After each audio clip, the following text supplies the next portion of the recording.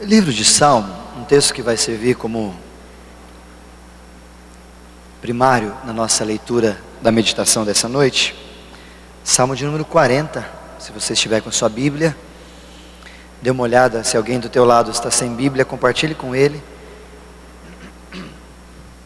para que todos nós tenhamos acesso à palavra do Senhor.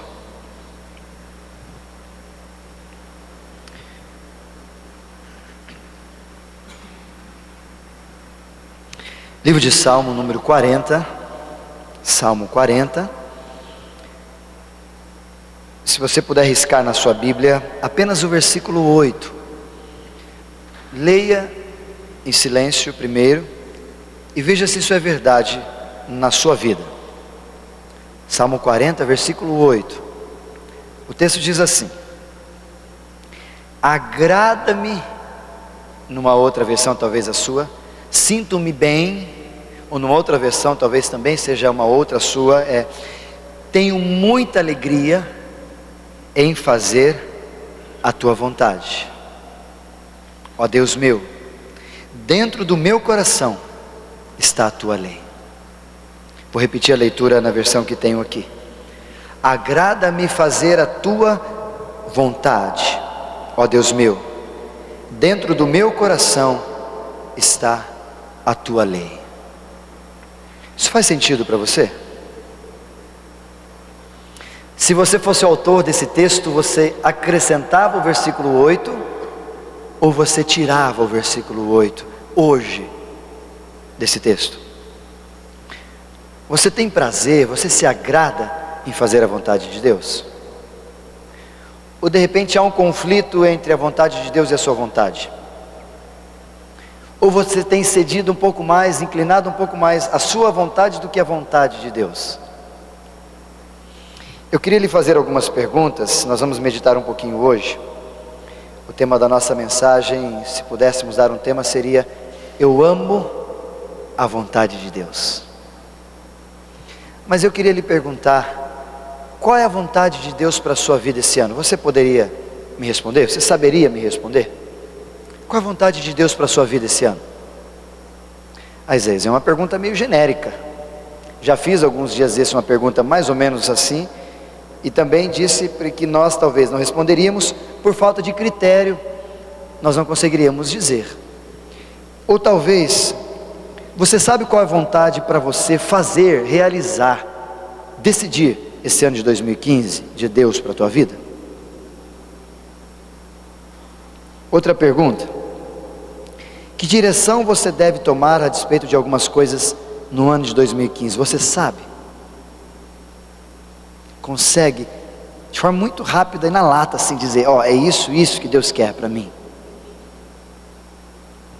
Todos nós desejamos, oramos, procuramos a vontade de Deus. Isso é natural e comum nas nossas orações. Todos nós fazemos isso. Senhor, que a tua vontade aconteça. Senhor, faça a sua vontade nesse ano de 2015 para a minha vida. E tantas outras expressões que nós falamos em oração ou diante das pessoas com relação à vontade de Deus, que às vezes a gente não se pega, não se presta atenção e se percebe que a gente está falando demais e talvez não é exatamente aquilo que nós gostaríamos de dizer. No livro de Romanos, capítulo 12, versículo 1 e 2, a palavra de Deus, o apóstolo Paulo aos Romanos diz: rogo-vos, pois, irmãos, pela misericórdia de Deus, que apresenteis o vosso corpo como sacrifício vivo, santo e agradável, que é o vosso culto racional. E exatamente no versículo 2 ele vai dizer: e não vos conformeis com este século, mas transformai-vos pela renovação da vossa mente. Para quê? Para que experimenteis qual seja a boa, agradável e perfeita vontade de Deus.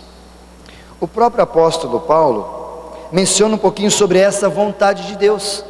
Ele fala um pouquinho para nós nesse incômodo de nós sabermos qual é a vontade de Deus para a nossa vida, porque é certo na nossa cultura cristã, exatamente por causa do Salmo 139, em específico o versículo 16, que todos os nossos sonhos, todos os nossos atos, tudo que eu fiz e vou fazer, já estavam todos escritos, segundo o Salmo 139, versículo 16, no livro, antes mesmo que Deus me concedesse a vida. Estavam todos os meus dias ali, é isso que diz o Salmo 139. Mas infelizmente, essa busca pela vontade de Deus, para muitos de nós, gera angústia, gera talvez um momento de ansiedade, gera talvez um sentimento de medo, gera talvez um momento de estarmos abatidos, ou talvez ficamos apreensivos, porque quando nós buscamos e desejamos a vontade de Deus, se ela é contra a minha, eu fico apreensivo, e agora o que vai ser? Se de repente ela é contra totalmente o que eu gostaria que fosse para a minha vida, nós ficamos amedrontados, porque nós não sabemos o que vai acontecer, ficamos com medo do invisível, medo do futuro, o medo do novo, é natural, eu e você temos esses sentimentos. E o que nós fazemos? Ficamos às vezes perdidos, e o que nós naturalmente fazemos é orar, não é verdade? Você não faz isso sempre? Senhor, qual é a tua vontade para a minha vida? Às vezes alguns não oram para perguntar a vontade, fala: Senhor, eu vou fazer isso, me abençoe.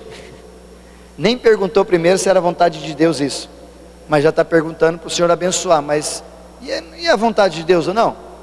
Mas naturalmente deveríamos fazer isso, perguntar para Deus: Senhor, qual é a tua vontade? Você faz isso, eu fiz isso, faço isso naturalmente, isso é normal. Só que você não fez isso, às vezes, em alguns outros momentos. E há um problema muito sério quando nós oramos demais. Entenda o que eu vou te dizer. Há um problema muito sério quando nós oramos demais, perguntando a vontade de Deus, porque talvez nós somos carcomidos por um sentimento, um gás paralisante na nossa vida. Ficamos numa inércia, por causa desse exagero de perguntar qual é a vontade de Deus. Como assim, Isaías? Deixa eu tentar lhe explicar a partir de uma história. Digamos que eu, Isaías, não seja casado, vou me usar para essa história, e eu quero casar, ou eu quero pelo menos começar a namorar com alguém, e aparecem duas pessoas para eu namorar, uma loira e uma morena. Ó, estou bem na fita, você viu? Uma loira e uma morena. E eu fico perguntando para Deus: Senhor, qual que o Senhor quer que eu case? Com a loira ou com a morena? Que eu namore, né? Aí eu fico: Senhor, mas o Senhor não me responde, dá aquela apreensão. Aí o Senhor não fala nada, e eu fico preocupado. Mas Senhor, é a loira ou a morena? Qual que é que o Senhor quer que eu namore para casar? E o tempo vai passando, Lucas, e a situação vai rolando, e Deus não me fala, e eu fico ali: qual é a vontade de Deus? Qual é a vontade de Deus? A morena namora e a loira está livre. Ele falou: Senhor, então a resposta é a loira, mas eu preciso que o Senhor confirme, qual é a vontade de Deus? A loira namora e casa as duas, e eu fico sem ninguém. Aí eu fico perguntando para Deus: Senhor, o Senhor não me respondeu. Eu estava ali com as duas, que a loira e a morena podia escolher, estava aguardando do Senhor qual que é a vontade do Senhor para eu casar, a loira ou a morena. Mas como o Senhor não me respondeu especificamente, é a loira ou é a morena, eu acabo me frustrando, e o sentimento que ocupa meu coração é o quê? O processo é simples: ai, será que Deus respondeu e eu não ouvi? Eu sabia, ela piscou para mim, era a resposta de Deus e eu não peguei. Ou talvez, será que Deus não quer falar comigo? Eu estou em pecado, estou alguma coisa, e eu vou me amontoando em alguns sentimentos das quais a nossa religião vai promovendo na nossa vida, e eu vou me frustrando em função de aguardar ou não a vontade de Deus. E por causa disso o resultado é uma certa culpa, dizendo: Deus não fala comigo porque eu sou assim, Deus fala comigo porque eu estou nessa igreja, porque na outra igreja Deus fala comigo. Se eu estivesse na igreja X, mostrava no data show a foto da irmã e o nome, RG. Agora nessa igreja Deus não fala. Então o problema é a igreja, porque eu não posso direcionar-me a Deus. Mas como eu não acho mais esses elementos, eu vou chegar e dizer para Deus: Senhor, e aí eu coloco a culpa, fico frustrado, e o tempo passa, e Deus não me respondeu, as duas já casaram, e eu estou solteiro. Vontade de Deus, é a minha ânsia, é a minha preocupação e desejo de ficar orando, aguardando a vontade de Deus. Não estou dizendo aqui que você não pode orar aguardando a vontade de Deus, não é isso, mas o problema é que esse orar pela vontade de Deus, em muitos, e no tempo presente, tem gerado um gás de inércia dentro do cristianismo e dentro de mim e de você. Como? Deixa eu lhe dizer por quê. Infelizmente, a proposta de que, qual que é a sua vontade? Quando as duas casaram, eu poderia dizer, não era vontade de Deus casar que nem com a loira e nem com a morena. Não é confortável isso? Não foi vontade de Deus. Só que o problema desse gás paralisante, que estaciona-se dentro das igrejas no tempo presente, é que essa mesma expressão, não foi vontade de Deus, ela é usada como desculpa, pela nossa incapacidade de fazer as coisas.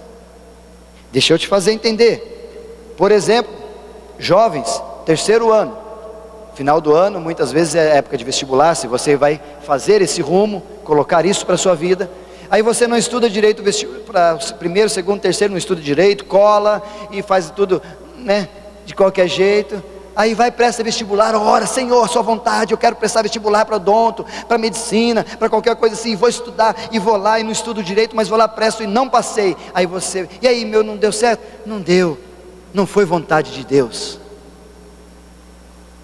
Será que não foi vontade de Deus, ou foi incapacidade sua de não estudar direito? Hein? Você viu como a vontade de Deus, ora ela é agradável, ora ela é relativa? Ela é muito boa? Ou talvez até mesmo, quando você vai casar, vou usar esse momento, quando nós vamos casar, nós pensamos, eu vou casar com a morena ou com a loira. No meu caso eu casei com a Angélica, minha esposa linda, maravilhosa, não está aqui, está em Botucatu, porque ela tinha um exame, algumas coisas lá, e nasceu a sobrinha nossa, ela foi nos representar, Maria Clara nasceu, então não está aqui comigo, mas eu casei com a Angélica, já estamos casados há mais de 5 anos, e é engraçado porque a gente tem essas lendas evangélicas, né, dizendo que existe a pessoa certa, né? Aí a gente usa até alguns ditados, Lucas. Eu tenho uma tampa para minha panela, né? Uma vez falaram isso perto de uma mulher, falou, você está me chamando de tampa?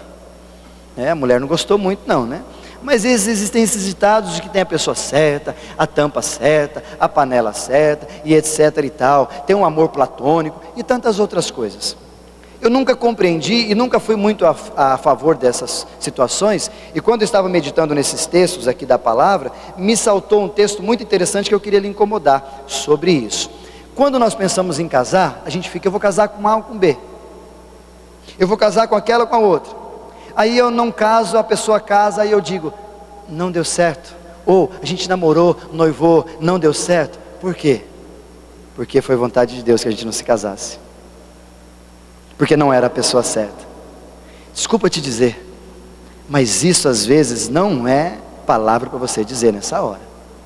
O livro de 1 Coríntios, no capítulo 7, versículo 39, quando vai falar sobre a mulher que morre, ou o marido que morre, melhor, e a mulher fica viúva, a palavra é muito clara, agora você está livre para casar com quem quiser.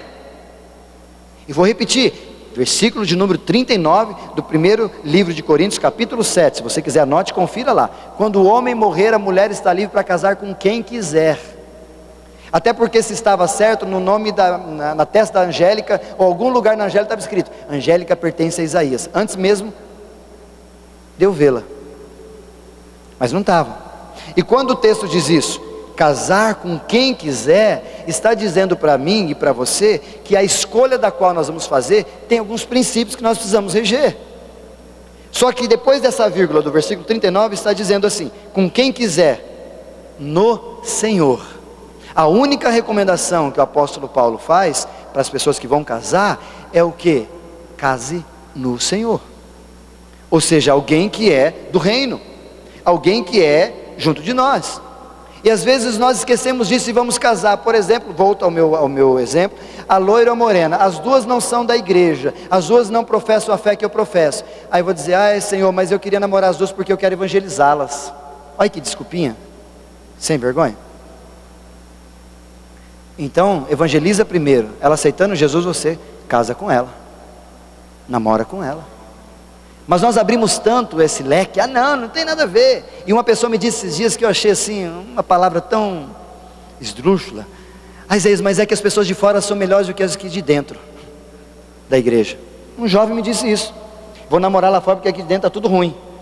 Falei, meu irmão, então eu não sei que igreja você está indo, eu não sei que tipo de jovem você está vendo dentro da igreja, porque então está uma coisa errada. Eu não estou entendendo. E aí nós, em função desse princípio, inclusive de 2 Coríntios capítulo 6, versículo 14, sobre o jugo desigual, nós não escolhemos certo, namoramos qualquer uma, não é palavra do Senhor, está dizendo já que não é, e você vai lá, escolhe, não dá certo, você diz, Deus não quis, não foi vontade de Deus. Não, já era vontade de Deus você não namorar desde o início, e agora você vai lá e namora. Aí você diz que não foi vontade de Deus? Não, foi falta sua competência de ler a Bíblia e saber que não é a pessoa para você namorar. Mas também nós temos o problema do casamento. Semana retrasada eu fui no ano novo melhor, fui para Botucatu, e estou acompanhando um casal de lá, e uma expressão que o marido disse para mim, doeu muito o meu ouvido, mas me chamou a atenção, que ele disse assim, Isaías, é que às vezes a gente casa, depois de 25 anos descobre que não casou com a pessoa errada. Aí eu olhei para ela assim, eu falei, que forma fácil de dizer, né? Por que não disse que a pessoa é errada no dia do casamento? Por que não disse que a pessoa é errada naquele tempo? Não sou contra, não estou dizendo aqui que quem separou, quem é viúvo, ou qualquer outra discussão no relacionamento está errado, está em pecado, não estou dizendo nada disso, entenda muito bem o que eu estou te dizendo. O que eu quero que você entenda é que às vezes, por falta ou por causa desse gás da vontade de Deus, nós casamos, não mudamos o nosso jeito, não oramos com as nossas esposas, não mudamos o nosso jeito de tratar as mulheres, não mudamos o nosso jeito de tratar os filhos, não mudamos nada em nós, queremos ser aquele boçal, chato, chotonildo, e aí o casamento não dá certo e a culpa é porque Deus não quis e a vontade de Deus não foi essa. O que você fez para o teu casamento ter dado certo? É palavra de amor, de carinho. Eu sei que às vezes machuca um pouquinho, meu irmão, mas o que eu queria que você entendesse é que é muito fácil dizer no final das contas, não deu certo porque não foi vontade de Deus. E aí? Os casamentos que eu faço, não fiz nenhum aqui ainda, nessa igreja, mas fiz algumas na cidade, e eu tenho dito, e Deus tem me incomodado a dizer isso, que eu ouvi um pastor dizendo isso, Deus tem me incomodado a dizer isso, quando ali, eu prometo ser fiel e tal, e eu ouvi um pastor, um grande amigo meu dizendo, e eu repeti isso nesse casamento, quando ele diz, que seja a morte que me separe de ti. Não é bíblico isso? Eu estou errando com a Bíblia? Eu estou falando uma coisa que não está na Bíblia, irmãos? O problema é que nós estamos tão acomodados e superficiais, que os casamentos não duram mais. Por quê? Porque às vezes nós mesmos cristãos falamos, não vai dar certo, você tem que mudar, meu irmão, você tem que tratar sua mulher certo, mulher tem que tratar seu homem melhor, não quero, então vamos embora, acaba tudo, e depois diz, não, Deus não quis, não, você que não quis mudar. Não inverta as coisas não use essa expressão vontade de Deus, para disfarçar a sua displicência. Não use a palavra foi vontade de Deus para dizer que você não foi um bom aluno. Não diga displicência ou vontade de Deus para provar que você não soube escolher quem você estava namorando. Por outro lado, existe sim uma direção da palavra de Deus para que a gente busque a vontade dele, isso é fato. Só que eu queria te recordar, volta lá no texto de Salmo, capítulo 32, por favor, abra nesse texto. Sim, existe uma direção da palavra de Deus para que eu e você busquemos a vontade de Deus. Isaías, está querendo dizer então que eu não posso orar para que Deus revele a sua vontade, para que Deus me mostre a sua vontade? Não, continue orando e pedindo sim. O que eu estou dizendo é que no final da história, porque não deu certo, não diga que Deus só não quis. Tem hora que Deus não quis mesmo, mas tem hora que Deus quis, mas você não deixou. E esse texto vai nos ensinar isso. Por isso a primeira ideia que eu queria que você pensasse a respeito disso, está no capítulo 32 do livro de Salmos, Salmo 32.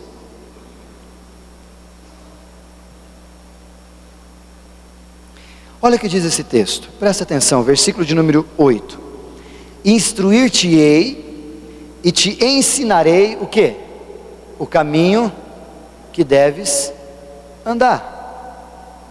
E sobre as minhas vistas te darei conselho.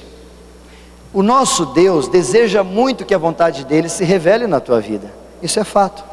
Mas a primeira coisa que eu queria que você entendesse sobre a vontade de Deus é que é necessário, se faz necessário, uma inclinação, uma rendição minha e sua, a despeito da vontade de Deus.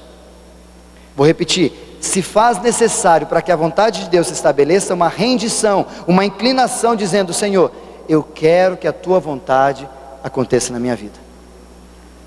Como assim? Vamos ver o versículo 9. Ele fala que vai ensinar, ele fala que vai instruir, porém ele diz assim, ó: não sejais como um cavalo ou uma mula. Olha aí. De que forma? Eles não têm entendimento, os quais com freios e cabrestos são dominados, de outra sorte não te obedecem. Esse texto para mim é sensacional, porque quando Deus fala que Ele quer instruir, que Ele quer ajudar, que Ele quer fazer tudo isso, no versículo seguinte Ele diz: eu vou fazer, quero te ensinar e instruir, mas eu preciso que você se incline a desejar. Porque se nós não nos inclinamos a desejar a vontade e fazer a vontade de Deus, somos comparados a um cavalo, a uma mula. Olha que pesado. E a mula, segundo o texto, ela não tem entendimento, e o cavalo também, e a única forma de você direcioná-los e fazê-los obedecer é o quê? Um cabresto e com freio. E aí talvez faça você e eu entendemos um pouquinho mais, que às vezes quando nós não obedecemos, podemos ser chamados de mula, segundo o texto. E aí eu queria uma particularidade com você, com muito carinho. Você é daqueles que diz assim: eu preciso apanhar para aprender? Você é daqueles que já saltou dos seus lábios a expressão: cara, eu preciso ver para crer, mas o ver para crer eu vou apanhar, e não acredito que eles falam, eu vou apanhar e depois eu volto. Aí eu vejo: você é um filho pródigo? A expressão do texto aqui está dizendo: as pessoas das quais não conseguem obedecer à vontade de Deus, mesmo pedindo, mas não obedecem, e a vontade de Deus às vezes se estabelece, ela se estabelece com dor. Eu não sei se você já perguntou, creio que não, eu também não, mas se o cavalo ou a mula falasse, perguntasse para eles: esse cabresto, esse freio, te machuca? O que você acha que ele ia responder para nós? Dói. Claro que dói. Sem sombra de dúvida, dói. E o problema é que nós, quando olhamos para a palavra e para a vontade de Deus, nós não nos inclinamos, nós não nos rendemos à vontade de Deus, e aí o que acontece com a nossa vida? Dói. Aí nós queremos a vontade de Deus, não conseguimos, porque, mas Senhor, o Senhor não quis. Não, está doendo porque você não teve entendimento de saber escolher a coisa certa, segundo a palavra, e Deus teve que colocar um cabresto e um freio na minha boca, para eu obedecer. E além de tudo isso, o próprio Jesus, no livro de Mateus, capítulo 6, versículo 10, na oração do Pai Nosso, ou oração modelo, ele vai dizer bem claro: nas nossas orações deveríamos dizer ao Senhor: venha o teu reino, seja feito o quê? A tua vontade. Nós também dizemos ao Senhor, só que o fato de dizermos para Deus, para Ele fazer a vontade dEle, nada mais, nada menos, é dizer que: Senhor, eu estou me inclinando e dizendo, pode realizar a tua vontade em mim. Porque para Deus agir, executar a sua vontade em nós, nós precisamos ter isso, senão Jesus não nos ensinava. Senão o próprio Deus olhando para nós, ou nós olhando para Ele, acharíamos que o próprio Deus seria um Deus arbitrário, como um carrasco, e nós robozinhos. Vai para lá, vai para cá, faz isso, faz aquilo, é assim, é assim. Nós não somos assim. A vontade de Deus é essa.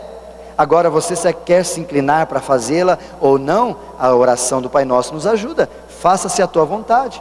O próprio Jesus no Getsêmani, ele vai dizer com muita tranquilidade: Senhor, afasta de mim esse cálice, mas que seja feita a tua e não a minha vontade. Jesus não só pediu que a vontade de Deus estabelecesse, mas Ele disse: eu abro mão da minha, para que a tua apareça. Eu me inclino ao que o Senhor quer como vontade para a minha vida. Até porque se fosse todas as vontades de Deus acontecessem sem eu me inclinar, o que eu faço com o texto de 1 Timóteo capítulo 2, versículo 4, que está dizendo que a vontade de Deus é que todos sejam salvos. Por que não está todos salvos? Não era vontade de Deus todo mundo ser salvo? Mas cadê? Porque falta inclinação. E todos estariam salvos se não fosse isso. Por que não? Por causa da inclinação. É o que Deus deseja de mim, de você, meu irmão. É um espaço para a vontade dEle. Aí eu pergunto para a gente partir para o segundo e último momento da nossa mensagem. Você pede bastante vontade de Deus, né? Claro que pede, eu faço isso também. Mas mais do que orar, o que você diz quando a vontade de Deus quer se estabelecer na sua vida? Você se inclina a ela? Você se esvazia e permite-se encher aquilo que Deus quer? Ou não? Ou essas coisas não são tão tranquilas para você? Mas além da necessidade de inclinação, nós também temos uma necessidade de entender como Deus revela a sua vontade. Não só se inclinar à vontade dEle, mas entender como Ele faz isso. E aí eu queria abrir em dois momentos muito simples. Primeira das duas considerações: existem vontade geral e vontade específica. Vou repetir: existe a vontade geral de Deus, que é o que nós estamos falando hoje, e a vontade específica de Deus. Como Ele fala especificamente comigo. Semana que vem nós vamos conversar sobre isso. Mas hoje eu queria, nesse segundo e alguns minutos que nos restam, falar sobre a vontade geral de Deus. Que essa é para você, para mim, é para quem está aqui dentro, quem está aqui fora, é para todos nós, independente se você, eu sou cristão da IPI, eu sou cristão da Batista, eu sou da Assembleia, não importa onde você é, se você é cristão, a vontade de Deus é essa, e a Bíblia diz isso. Eu queria que você pudesse conferir. A primeira vontade que eu separei de várias aqui da palavra a vontade de Deus é que todos sejam salvos, como eu mencionei, de 1 Timóteo capítulo 2, versículo 4, e também de 2 Pedro capítulo 3, versículo 9. O Senhor não retarda sua promessa, ainda que alguns tendem a tardar, mas é longânime no Senhor para convosco, não querendo que se perca nenhum, senão que todos venham a se arrepender. Qual é a vontade geral de Deus para com todos? Que todos sejam salvos. Mas meu vizinho também é, minha sogra também. Todos sejam salvos. A segunda vontade de Deus geral está em 1 Tessalonicenses capítulo 4, versículo 3. A vontade de Deus é que todos sejam santificados. É o que está dizendo o texto. Porque esta é a vontade de Deus, a vossa santificação. Aí você pode perguntar: Isaías, mas eu não sei se eu me santifico. Santificar ou não é uma decisão que você pode ter. Deus já disse que é vontade dele. Agora, se você vai santificar ou não, é inclinação sua a obedecer à vontade dele. Agora a vontade já está clara: santificação. A terceira vontade de Deus é que eu e você sejamos agradecidos para Ele e para os outros. É o que diz 1 Tessalonicenses 5,18: em tudo dai graças, pois esta é a vontade de Deus. Em tudo. Mas às vezes, mas não sei se eu falo, se eu agradeço, não sei se Deus quer. Deus já falou que quer. Uma quarta vontade, e última nesse momento, é vontade de que Deus quer que eu e você façamos discípulos. É o que está em Mateus capítulo 28, 19 e 20. Ide, portanto, fazei discípulos de todas as nações. Fazendo o quê? Batizando em nome do Pai, do Filho e do Espírito Santo, e ensinando-vos a guardar todas as coisas que vos tenho ordenado. E eis que estou convosco todos os dias, até a consumação dos séculos. Agora eu pergunto para você: você acha que Deus quer que você gere discípulos? Eu não sei ainda se esse é meu ministério. Isso não é ministério não, meu irmão. Isso é vontade de Deus. E a pergunta que não quer calar, Isaías fazendo: quantos discípulos você já gerou para Jesus? Mas eu não sabia que era vontade dele. Mas você nunca leu esse texto? Ide, portanto, para quem que ele está dizendo? Agora, onde você vai é o específico. Por exemplo, para mim, quando fui chamado em 1995, nossa, parece que faz tanto tempo assim, Sheila. Senti velho agora, Sheila. Em 95, quando fomos chamados ao ministério, numa história muito legal, interessante, um dia a gente compartilha com a igreja. Eu sabia que eu tinha que fazer discípulos, mas onde Deus veio falar ao meu coração especificamente, Isaías, você vai para Cuiabá, ficar 4 anos lá estudando missiologia. Isso é específico. Mas o geral, para a igreja onde eu estava, a 7ª EPI de Londrina, e todos os membros ali tiveram o mesmo chamado, a mesma vontade de Deus declarada para eles, como você está tendo hoje. Qual é a vontade de Deus para a tua vida? Fazer discípulos. Agora você se inclina a isso, ou você resiste a isso? E aí a gente se reporta ao Salmo de número 119, 105, que diz o quê? Lâmpada para os meus pés é a tua palavra, e luz para o meu caminho. O que a gente precisa entender, meus irmãos, é que a forma primária de Deus se revelar quanto vontade para mim e para você, é isso aqui, ó, palavra de Deus. Essa é a forma primária da revelação de Deus para mim e para você, com relação ao que Deus quer para nós. Não dá para eu e você desejarmos a vontade de Deus e não alimentarmos disso. Não dá para você chegar para nós, e eu tenho bastante dificuldade, fiz isso esses dias, com uma pessoa que chegou para mim, falou, Isaías, eu queria que você orasse por mim. Falei, tudo bem, vamos orar, qual que é a situação? É assim, e aí eu não conheci essa pessoa, outra pessoa que apresentou, e ela disse para mim, então, mas eu queria que você orasse por mim por causa disso tudo, mas para uma outra pessoa também. E a pessoa estava com umas dificuldades de possessão demoníaca, ela disse para mim. Eu falei, não sei, Isaías, eu acho que é possessão demoníaca, eu queria que você orasse por eles. Aí eu falei para ela assim, tem alguns tipos de oração que eu não faço. Você vai escandalizar também, né? Eu falei, eu não faço. Não é o caso. Mas eu falei para ela, eu gostaria de que você me apresentasse, e nós vamos lá conversar. Porque alguns tipos de oração, nós primeiro temos que aceitar Jesus como Senhor e Salvador, para depois Deus começar a agir na vida dela. Porque se eu orar para o teu vizinho, olha para o meu vizinho que está lá, ele precisa ser abençoado. Peraí, mas ele nem Jesus conhece. Aí vai acontecer como aconteceu numa igreja, lá no interior de Minas, o pastor Cleito que conta isso normalmente, que o irmãozinho chegou para dar testemunho na igreja.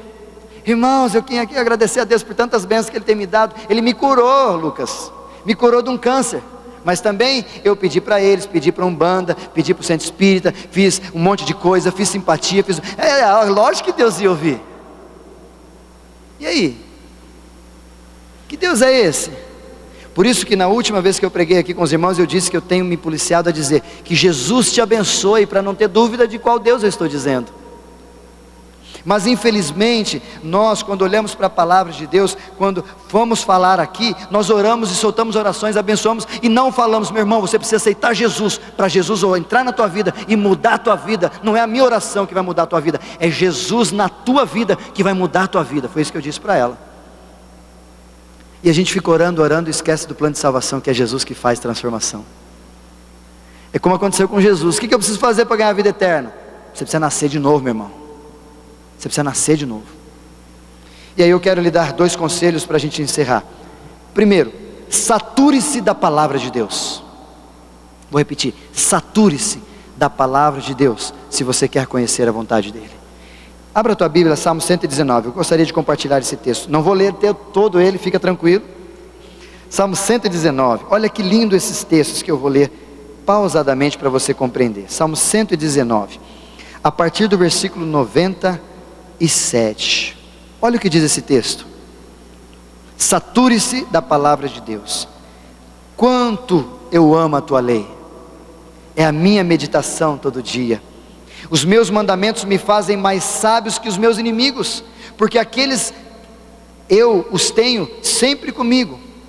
Presta atenção, 99. Compreendo mais do que todos os meus mestres, porque medito nos teus testamentos. Sou mais prudente que os idosos. Olha o que ele chega a dizer: sou mais prudente que os idosos. Por quê? Porque guardo os teus preceitos. Olha o que eu tinha dizendo, versículo 101. De todo o mau caminho eu desvio os pés. Ele sabe o que é bom e o que não é. Por quê? Para observar a tua palavra. Não me aparto dos teus juízos, pois tu me ensinas. E olha que lindo esses 2 últimos versículos. Quão doces são as tuas palavras ao meu paladar, mais do que mel à minha boca. Por meio dos teus preceitos eu consigo entendimento, por isso detesto todo o caminho da falsidade. Olha o que é a palavra de Deus. Esse salmista, ele saturou-se da palavra de Deus. Ele amava ao ponto de ele dizer que a palavra é como mais gostoso do que o mel aos meus lábios. Mas infelizmente, queridos, o que nós temos visto hoje nas nossas igrejas é cristãos que não amam mais a palavra de Deus. Quanto você ama a palavra de Deus? Quanto você é apaixonado por isso aqui, ó? Quantas vezes você lê isso aqui por dia? Antes de fazer qualquer coisa, você dá uma lida nela? Quantas Bíblias você deu de presente para alguém, porque isso aqui é bênção para a tua vida e você quer abençoar o outro? Cara, fez tão bem para mim que eu quero que faça bem para você. Quantas Bíblias você deu de presente? A gente precisa amar a palavra de Deus. E por último, examine as suas pretensões, os teus planos, os teus sonhos de 2015, sempre à luz da palavra de Deus. Quando Jesus foi questionado a respeito de algumas coisas no livro de Mateus capítulo 22, ele responde assim: vocês estão errando, porque lhes falta conhecimento. Talvez os teus planos de 2014 não deram certo, não é porque não foi vontade de Deus, é porque você não consultou a Bíblia antes de fazê-los. Aí no final da história é fácil dizer, Deus não quis. Será? Porque se você continuar usando essa expressão depois dessa palavra, sinto muito te dizer, você vai ter que usar para uma mãe de uma criança que morreu num tiroteio e olhar para ela e dizer, Deus quis que seu filho morresse. Você é capaz de dizer isso? Mas por que agora, na nossa, às vezes, displicência, nós dizemos, Deus quis assim? Então antes de tudo, nesse ano 2015, vai fazer planos? Consulte a palavra de Deus.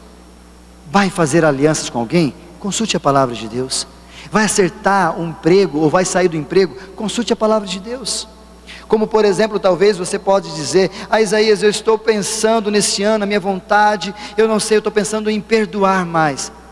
Meu irmão, não precisa pensar, a vontade de Deus é essa, que você perdoe. Eu queria me investir mais tempo com a minha família. Isso não é para você pensar, isso já é vontade de Deus, está aqui. Que não cuida dos seus, nega a fé, e é pior do que os descrentes. Ou talvez, Isaías, eu queria investir mais na minha espiritualidade. Isso não é discussão, isso é vontade de Deus já. Isaías, eu queria orar mais. Isso não é discussão, isso é vontade de Deus, o que falta é inclinação. Isaías, eu queria ser mais sacerdote do lar, eu queria, ter meus filhos muito ao meu lado. Já está aqui, ó, como fazer. O que falta é inclinação. O que falta é você pegar a palavra de Deus e falar, Senhor, fala comigo. Instrui-me, ensina-me, segundo a tua palavra. Por isso, meu querido, a vontade de Deus, de forma geral, e muitas vezes, respondendo muitas das nossas questões, já está aqui, ó. Tudo aqui. É como você comprar um micro-ondas e dizer, como é que eu faço as coisas? Vá ao manual de instrução, que você vai saber como operar. Busque aqui, ó, sabedoria. Busque entendimento. Entenda que isso aqui é mais saboroso, e a ideia de saboroso é que você passa mais tempo com ela do que qualquer outra coisa. Faça disso aqui esse ano de 2015, meu irmão, parte da tua vida. Peça para o teu esposo, meu esposo, me dá uma Bíblia nova, eu quero começar a ler uma Bíblia diferente. Ó. Fala para a tua esposa, minha esposa, vamos ler uma Bíblia nova? Vamos comprar juntos? Compra uma Bíblia juntos. Fala para os teus filhos, filhos, papai comprou uma Bíblia de adolescente, de criança, vamos ler junto? Vamos ler junto.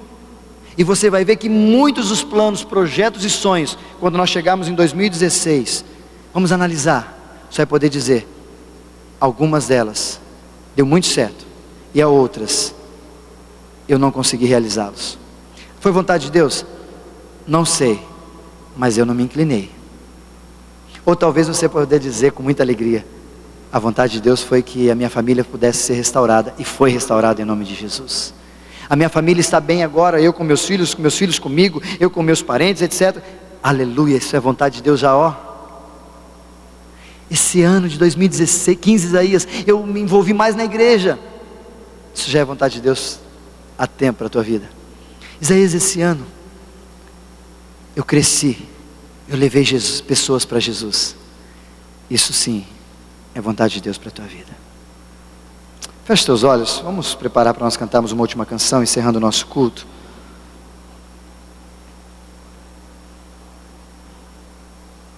E eu queria que você só pensasse sobre isso, meu irmão, vontade de Deus.